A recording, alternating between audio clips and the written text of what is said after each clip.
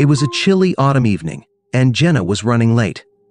She had been so caught up with work that she forgot to buy groceries for the weekend. Her only option was the 24-hour Walmart on the edge of town. It wasn't her favorite place. It always felt a little off, especially at night, but she didn't have a choice. The parking lot was nearly empty, save for a few cars scattered around under dim, flickering streetlights. As Jenna parked her car, she noticed how quiet it was. Not the usual kind of nighttime quiet, but an eerie stillness, as if even the wind was afraid to move. Shaking off the feeling, she grabbed her purse and headed inside. The automatic doors slid open with a sluggish hiss, and she stepped into the store. The air inside was cold, much colder than she expected, and carried a faint, metallic smell. The fluorescent lights above flickered occasionally, casting long, jittery shadows across the aisles. Jenna grabbed a cart and began walking toward the produce section. "Hello?" she called out as her voice echoed slightly. There were no employees in sight, no one greeting her with a tired, "Welcome to Walmart." She glanced around, feeling a little uneasy. Maybe they're in the back, she thought, and continued pushing her cart. As she turned into the first aisle, she felt a strange sensation, like she was being watched. She paused and glanced over her shoulder, but there was no one there. Shrugging it off as paranoia, she grabbed a few items and moved to the next aisle. But things got stranger. The deeper she went into the store, the more she noticed odd details. One aisle was perfectly organized, almost too perfect. Every box and can aligned as if someone had spent hours arranging them. Another aisle was the opposite, shelves in complete disarray, with items knocked over or lying on the floor. When she reached the cereal aisle, her cart screeched to a halt. In the middle of the aisle was another cart. It was filled with rotting food, brown bananas, moldy bread, and slimy meat that gave off a rancid stench. Jenna gagged and covered her nose. "Gross. Who would leave this here?" she muttered, backing away from the cart. She quickly moved to another section, but her unease grew with every step. The store was silent, except for the faint hum of the overhead lights and the squeak of her cartwheels. Suddenly, she heard another sound, a soft, rhythmic rolling, like another cart being pushed. She stopped and listened. "Hello?" she called out again, her voice shaking. There was no response, but the sound of the cart continued, coming from the next aisle. She turned the corner quickly, hoping to see another shopper, but the aisle was empty. The sound stopped. Jenna's heart began to race. She decided she had enough. Forget the groceries, she needed to leave. She pushed her cart toward the front of the store, but when she reached the entrance, the automatic doors didn't open. She waved her hand in front of the sensor. Nothing. She pushed against the glass, but it didn't budge. It was like the doors had been sealed shut. "What the hell?" she whispered, panic creeping into her voice. A crackling sound echoed through the store. She froze and looked up. The intercom system, which had been silent all night, buzzed to life. "You can't leave," a distorted voice whispered. Jenna's stomach dropped. "Who's there? Is this a joke?" she shouted, spinning around. The intercom crackled again, but this time it was laughter. Low, guttural, and wrong. She abandoned her cart and ran toward the back of the store, searching for another exit. As she passed the electronics section, all the televisions suddenly turned on at once. She stopped dead in her tracks. The screens displayed a live feed of her, standing in the electronics aisle looking terrified. "What is this?" she screamed, backing away. The TVs flickered, and the image changed. Now they showed the store's aisles, but something was different. Shadowy figures moved in the background, pushing carts or standing still, their forms blurry and unnatural. Jenna turned and ran, her heart pounding in her chest. The aisles seemed to stretch endlessly, twisting and turning in ways they shouldn't. The familiar layout of the store was gone, replaced by a maze that led her in circles. She heard it again, the faint squeak of cartwheels, only now it was accompanied by soft footsteps. Someone, or something, was following her. "Stay away from me," she yelled, her voice echoing through the empty store. Finally, she stopped to catch her breath, clutching a shelf for support. She turned her head and saw it. At the far end of the aisle stood a tall, shadowy figure. Its body was unnaturally thin, and its face was hidden in the darkness. It stood perfectly still, its hands resting on the handle of a shopping cart. The cart was filled with broken toys, shattered glass, and something that looked disturbingly like human bones. The figure raised one long, bony hand and pointed directly at her. The lights in the store flickered violently before going out completely. Jenna was plunged into darkness. She fumbled for her phone, turning on the flashlight. The small beam of light barely cut through the blackness, but it was enough for her to see the carts. They were everywhere now, lined up along the aisle, as if blocking her path. From the darkness, she heard the sound of laughter again, louder this time, and closer. The carts began to move on their own, rolling toward her. She screamed and turned to run, but she tripped and fell. The last thing she saw before her flashlight went out was the shadowy figure standing over her, its hollow eyes staring down. The next morning, the Walmart opened as usual. Shoppers wandered through the aisles, none of them noticing the faint whispers that seemed to come from nowhere, or the strange chill in the air. In the cereal aisle, Jenna's abandoned cart remained, her purse still inside. No one ever saw her again. Carlos had worked the overnight shift at Walmart for 3 years. It wasn't glamorous, but the quiet hours and decent pay made it manageable. Plus, he'd grown used to the odd vibe the store carried late at night. Customers rarely came in after midnight, and his coworkers mostly stuck to their routines, stocking shelves, cleaning aisles, or working in the back room. But one night, everything changed. It started like any other shift. Carlos clocked in at 11 p.m., grabbed his stocking cart, and headed to the cleaning supplies aisle. The store was empty except for a few coworkers he passed along the way. The hum of the fluorescent lights and the faint beep of the security system were the only sounds. Around 1 a.m., Carlos noticed something strange. As he pushed his cart toward the pet food section, he heard footsteps behind him. He turned, expecting to see one of his coworkers, but the aisle was empty. "Hello?" he called out, but no one answered. Shrugging it off, he went back to his task. But as he placed a bag of dog food on the shelf, the sound returned, footsteps, slow and deliberate. This time, they seemed closer. Carlos spun around, heart pounding. Again, the aisle was empty. The faint sound of footsteps continued, but now it echoed, as if coming from every direction. "Must be tired," he muttered, forcing a laugh to calm himself. He decided to head to the employee lounge for a quick break. As he made his way there, the store felt off. The air seemed colder, heavier.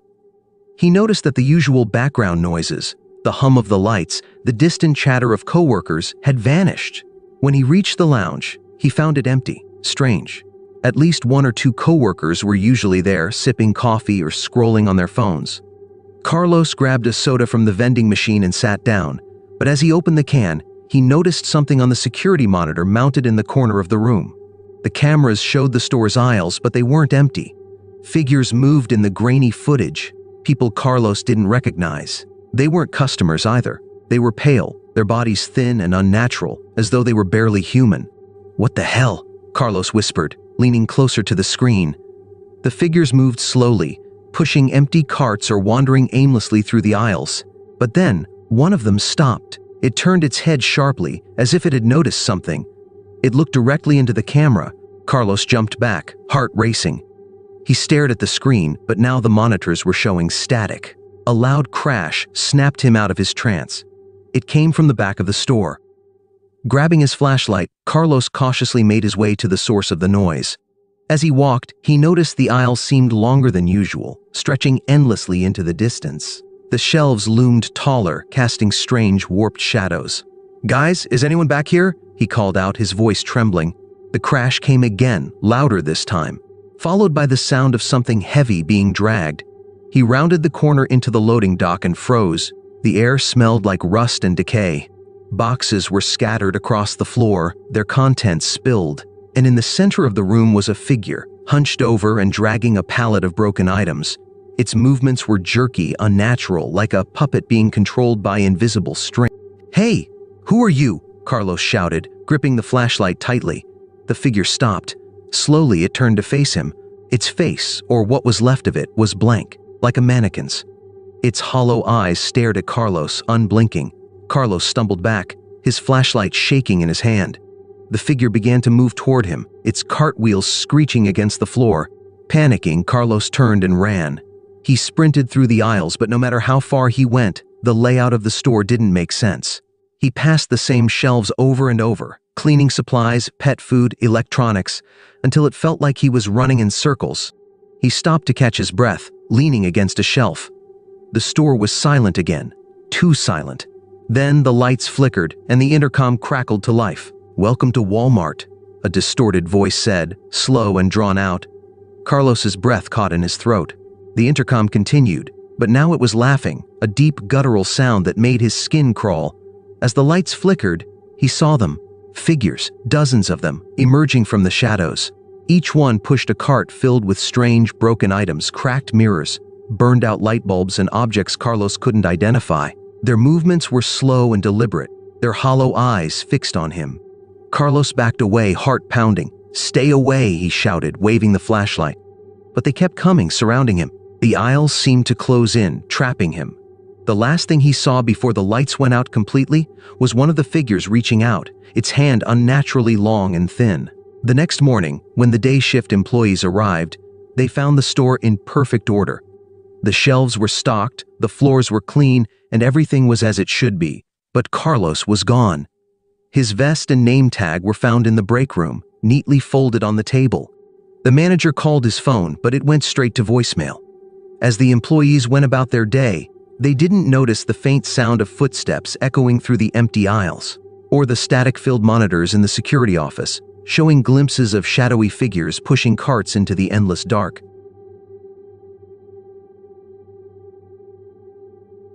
Emily had just started her job at Walmart. It was her first week, and she was assigned the late-night stocking shift. The pay was decent, and the work wasn't too bad, but the night shifts came with their own eerie vibe. The store felt vast and empty. The fluorescent lights buzzed faintly, and the shadows in the corners seemed to stretch a little too far. On her third night, the store manager, Mr. Howard, handed her a clipboard. "We need you to stock some old clearance items from the basement tonight. It's been a while since anyone's been down there," he said, barely looking up from his paperwork. "The basement?" Emily asked, raising an eyebrow. She hadn't even known Walmart had a basement. Mr. Howard nodded. "Yeah, there's an access door in the storage area. Take the key. Just be quick. It's a bit cluttered down there." Emily felt a shiver run down her spine, but told herself it was just another part of the job.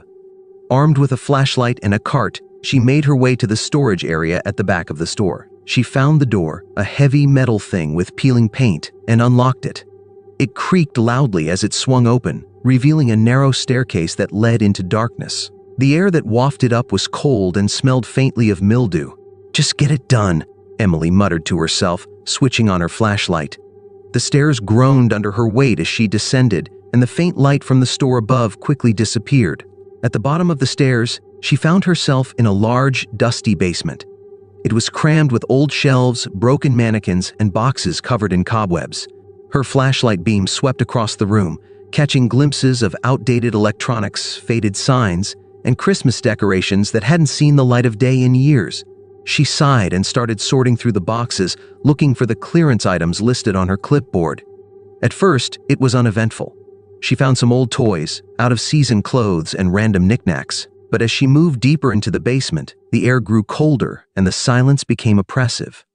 That's when she heard it, a faint scratching sound. Emily froze, her heart pounding.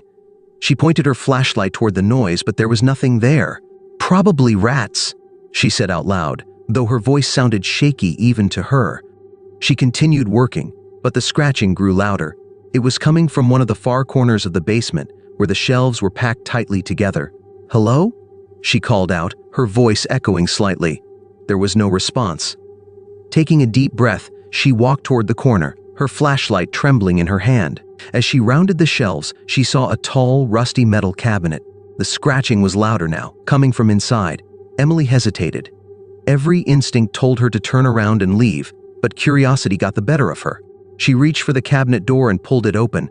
Inside there was nothing, just a few dusty binders and some old employee manuals.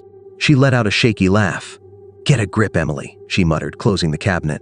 But as she turned to walk away, the sound of the cabinet door creaking open behind her made her freeze. Slowly, she turned around. The cabinet was open again. Her flashlight flickered, and in the weak light, she saw something move, just a shadow, darting between the shelves. "Who's there?" she demanded, her voice trembling. The basement answered with silence.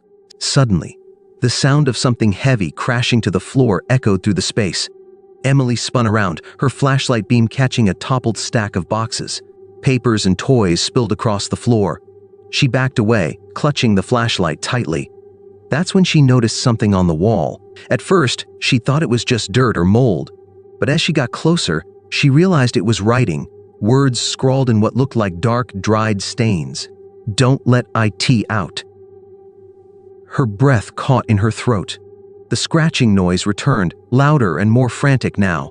It was coming from all around her, echoing off the walls. She turned in circles, her flashlight darting from one shadow to the next. The shelves seemed closer than before, as if the basement itself was closing in on her. "Emily," a voice whispered, soft and raspy. She whipped around, but no one was there. "Emily," the voice said again, this time from the opposite direction. Her legs felt like jelly as she stumbled back toward the staircase. She didn't care about the clipboard or the cart anymore. She just needed to get out.